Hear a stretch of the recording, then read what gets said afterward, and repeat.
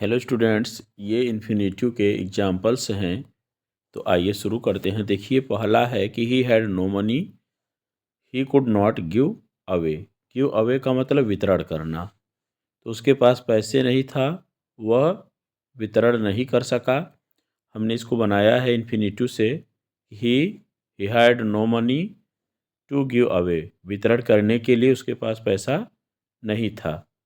दूसरा है कि the servant was a thief, नौकर एक चोर था।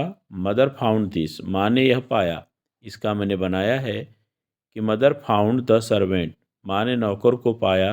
टू बी ए थीप, एक चोर। माँ ने नौकर को एक चोर पाया। ठीक। तो यहाँ पर टू टू भी इन्फिनेटिव है। ठीक है। अब वाज को हम अगर फर्स्ट फॉर्म में लेंगे तो बी ही तो बनेगा, तो बी से पहले टू लगाना है और फिर ये थीप मैंने यहाँ लिख दिया। ठीक। ही could not prepare well for the examination, वह परीक्षा की अच्छे से तैयारी नहीं कर सका।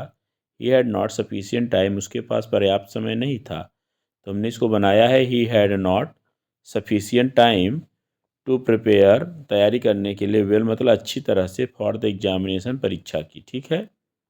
He is very fat, he can not run, इसका मैंने यहाँ बनाया ही इज टू फैट होगा, फार नहीं, फैट। ठीक है। FAT, fat.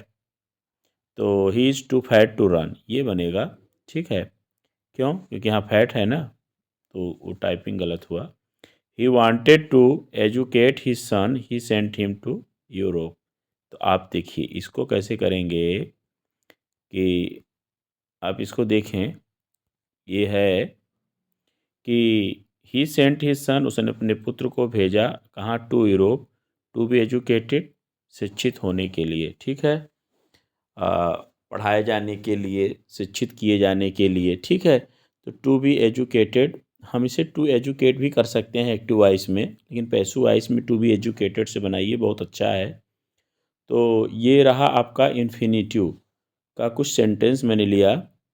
अब इसमें आप अपने आप को चेक कर सकते हैं कि आपको स्वयं से कितना आ रहा था। ठीक।